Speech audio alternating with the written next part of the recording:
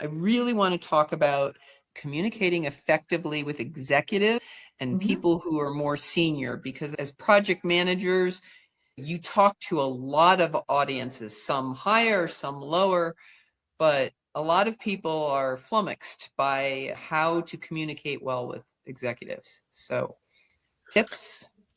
I was just talking to someone about this yesterday. The first thing, and I'll leave it to Brenda to talk about the formula we use, but first decide, just like with listening, what type of listening do you need to do?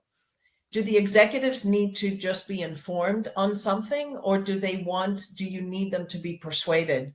That's really important, and you take a different direction and how you share information. But you always start with a headline. We were talking about that as a subject like line of an email, but you want to start with where you want them to end or the main point that you're making that catches their attention. So decide, is it informative or persuasive? And then, Brenda? We love to use a formula so that you can do this without having to go through a lot of mental cognitive load about how to organize your thoughts. And we teach what, why, how. So you begin with what is that bottom line message that you need the executive to hear, knowing that sometimes you're going to get 30 seconds with them before they've gone into another mental space or physical space. So what is it? What's the bottom line message?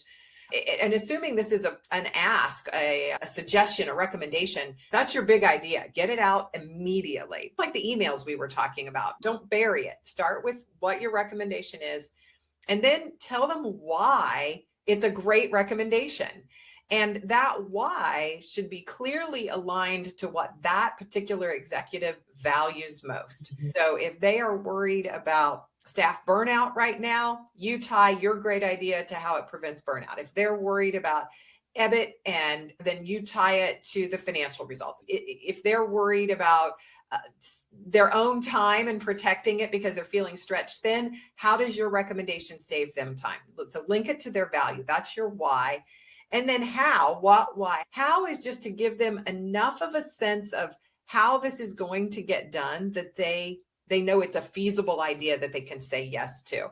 You're not getting into all the weeds of the how until you talk to the implementers of this idea. That's when they want to know all the details about how. So what, why, how is our go-to formula so that you're not spending a ton of time reinventing the wheel every time you need to make a recommendation to a senior level executive. It works so well for the time saving factor, but also because it's the way executives think. It makes sense to them. It resonates with them in a way that makes so much sense.